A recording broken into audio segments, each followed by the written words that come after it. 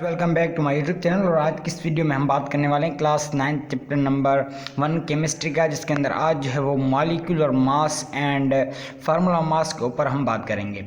आइए सबसे पहले जानते हैं कि व्हाट इज़ मॉलिक्यूलर मास। तो मॉलिक्यूलर मास के बारे में मैंने एक शॉर्ट सी डेफिनेशन लिखी है, वो ये कि sum of atomic masses of all atoms present in one molecule. मतलब कि किसी भी एक मॉलिक्यूल में, मॉलिक्यूल क्या है वो आपको आता होगा, सही है।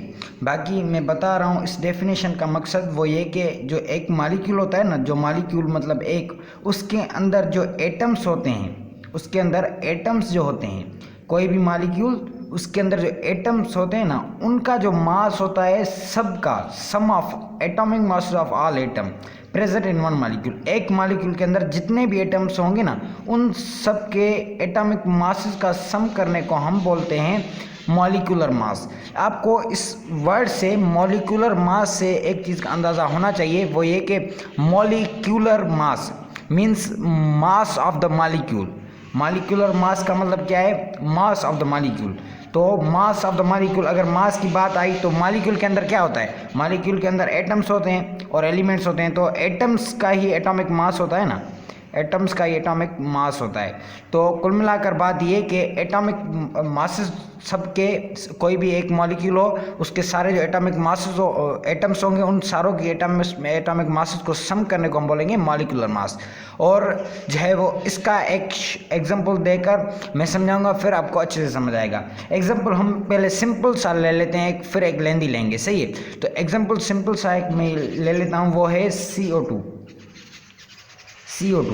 CO2 is a molecule. ये क्या है? एक मॉलिक्यूल है।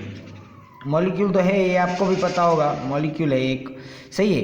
तो इस मॉलिक्यूल का, इसके अंदर जो भी एटम्स हैं, उन एटम का ऑल का एटॉमिक मासेस हमें फाइंड करने हैं, क्योंकि हम मॉलिक्यूलर मास पढ़ रहे हैं। तो इसको सॉल्व कैसे करेंगे आइए बताता हूँ। सबसे पहले सॉल्यूशन, उसके बाद जो है वो हम इनको सेपरेटली लिखेंगे।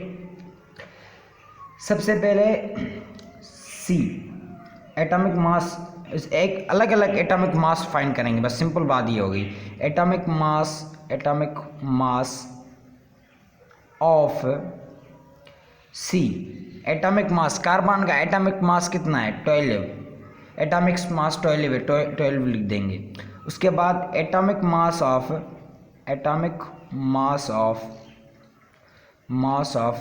ऑक्सीजन का एटॉमिक मास कितना है? 16 है, सही है। अब जो है वो ये आंसर नहीं है हमारा। क्यों नहीं है? हमने तो सिर्फ एटॉमिक मासेस फाइंड किए हैं, पर हमें क्या करना है? एक मॉलिक्यूल के सारे सम फाइंड करने हैं एटॉमिक मासेस के। तो अब ये आंसर नहीं बनेगा। क्यों नहीं बनेगा आइए बताता हूँ। सबसे पहले तो इसके अंदर एक और चीज़ कि ये CO2 है ना, यहाँ पर इसका मतलब, यहाँ पर इसका एक मॉलिक्यूल है, मतलब C यहाँ पर 1 है और यहाँ पर 2 है, एटॉमिक नंबर इसका 1 है, यहाँ पर 1 है, सही है। तो मतलब कि यहाँ पर जो ये जो 2 है ना, ये भी हम कंसीडर करेंगे कोफिशिएंट के तौर पर, मीन्स यहाँ पर ये 2 लगाएंगे हम इस तरीके से, और फिर इसको इसके साथ मल्टीप्लाई करेंगे। ये कोफिशिएंट है, और कोफिशिएंट हमें हमेशा क्या करता है, हम पढ़ के आएंगे, कोफिशिएंट हमेशा जो है वो अंदर वाले नंबर के साथ मल्टीप्लाई करता है, जो नंबर ब्रैकेट के अंदर होता है उसके साथ मल्टीप्लाई करता है। तो अगर 16 को 2 के साथ मल्टीप्लाई करेंगे तो कितने आएंगे? हमारे पास आएंगे 32। बिल्कुल ऐसा ही है, 32 आएंगे। अब जो है वो एटॉमिक मास ऑफ कार्बन और एटॉमिक मास ऑफ ऑक्सीजन, कुल मिलाकर जो एटॉमिक मास बना, सही है, ये मतलब ये, तो इन दोनों को आपस में प्लस कर देंगे हम। अब प्लस कर देंगे, उसके बाद जो है वो हमें मॉलिक्यूलर मास मिल जाएगा किसका? CO2 का। तो आइए इसको प्लस करते हैं। 32 + 12, आइए इनको कर लेते हैं यहाँ पर रफली, 4 44। तो ये कितने हो गए? 44 क्या यूनिट लगाएंगे हम यूनिट लगाएंगे AMU, एटॉमिक A से एटॉमिक, M से मास, U से unit, atomic mass unit 44 MU means CO2 का मॉलिक्यूलर मास क्या है? 44 AMU है। अब जो है वो आगे हम पढ़ेंगे मोल्स। तो मोल्स में भी ये चीज़ हमें काम आने वाली है कि मतलब मॉलिक्यूलर मास फाइंड करना होगा वहाँ पे भी चीज़ों का। तो आई होप मॉलिक्यूलर मास आपको समझ आ गया होगा। अब जो है वो आई होप बस समझ आ गया होगा आप जो है वो फार्मूला मास के ऊपर हम चलते हैं। बहरहाल इसका एक और एग्जांपल मैं आपको दूंगा लास्ट में, सही है। फिलहाल अगर वीडियो लंबी ना हुई तो अब जो है वो आते हैं हम फार्मूला मास के ऊपर। तो फार्मूला मास क्या होता है? अब ये फार्मूला मास समझाने से पहले एक और बात करना चाहूँगा, वो ये कि ये जो मॉलिक्यूलर मास और फार्मूला मास है ना, ये दोनों सेम चीज़ हैं।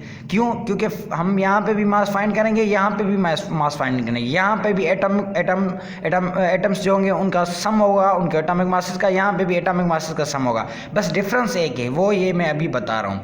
फार्मूला मास और मॉलिक्यूलर मास के अंदर डिफरेंस क्या है? ये आयोनिक कंपाउंड्स होते हैं फॉर्म बाय सॉलिड क्रिस्टल्स। इसका मतलब क्या है? यहाँ पर पॉइंट है एक बहुत इंपॉर्टेंट, सॉलिड क्रिस्टल्स के ऊपर। मतलब कि अगर हम मॉलिक्यूलर मास को और फार्मूला मास को देखें तो ये डिस्ट्रीब्यूट क्यों करके बनाए गए हैं, ये चीज़ समझना बहुत लाजमी है। तो उसकी सिर्फ एक वजह है, वो ये कि ये जो आयोनिक कंपाउंड्स होते हैं ना, फार्मूला मास जो होता है ना, उसके अंदर कौन सी चीज़ें होती हैं? उसके अंदर सॉलिड चीज़ें आ जाती हैं हमारी, जैसे कि मैंने यहाँ पर सब्सटेंस आ जाते हैं। सब्सटेंस क्या होते हैं? वो चीज़ें होती हैं जो प्योर फॉर्म में होती हैं। हम पीछे पढ़ के आएंगे व्हाट इज सब्सटेंस जो प्योर फॉर्म में हो उसको सब्सटेंस बोलते हैं, सही है। बहरहाल सोडियम क्लोराइड, मैंने एक एग्जांपल इसको समझाने के लिए इसको मैंने एक एग्जांपल लिखा है यहाँ पर, सही है। वो ये कि सोडियम क्लोराइड। तो सोडियम क्लोराइड क्या होता है? मीन्स सिंपल साल्ट जो हम घरों में यूज़ करते हैं। तो वो साल्ट कौन सी शक्ल में होता है? वो सॉलिड शक्ल में होता है, ऐसा ही ना, बिल्कुल ऐसा ही है। वो साल्ट सॉलिड शक्ल में होता है।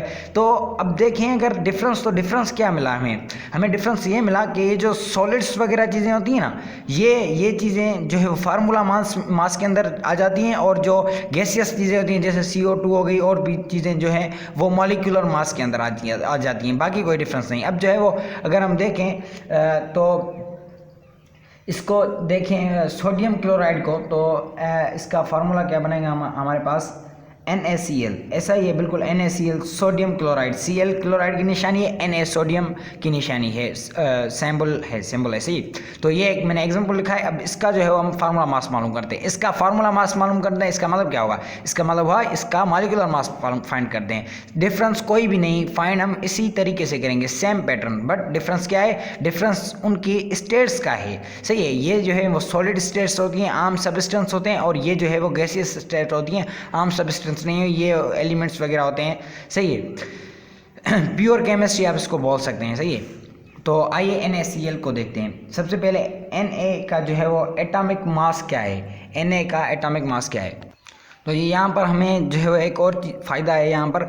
वहाँ पर क्या था? यहाँ पर जो है वो CO2 मैंने एग्जांपल पे जो लिया था CO2, तो यहाँ पर 2 हमें कोफिशिएंट मिल गया था। मीन्स अगर हम जो है वो ऑक्सीजन का एटॉमिक मास फाइंड कर रहे हैं 16 है, तो इसके साथ ये 2 रखेंगे यहाँ पर, और फिर ये 2 इसके साथ मल्टीप्लाई करवाना होगा। पर यहाँ पर ऐसी कोई भी सिचुएशन नहीं है। यहाँ पर क्या है? सीधा सीधा यहाँ पर भी 1 दिया गया है, यहाँ पर 1 दिया गया है। अगर आप 1 को इसके अंदर से मिसाल के तौर पर वही चीज़ ले लेता हूँ मैं, यहाँ से इसको मल्टीप्लाई करेंगे तो सेम आंसर आएगा। मीन्स ये वाली चीज़ वो वाली यहाँ पर जो नहीं है, सही है, आती है। लेकिन ये जो फार्मूला मास है इसके और चीज़ों के फार्मूला मास अगर आप फाइंड करेंगे तो अब ये चीज़ आती है। तो आइए बहरहाल इसको करते हैं सॉल्यूशन। सबसे पहले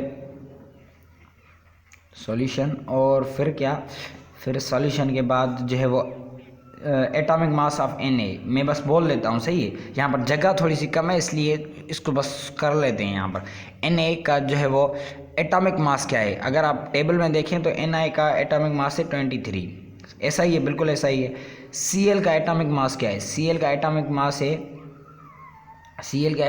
है 35.5, सही, 35.5। अब इन दोनों को क्या करना होगा? हमें सम करना होगा, इनका सम।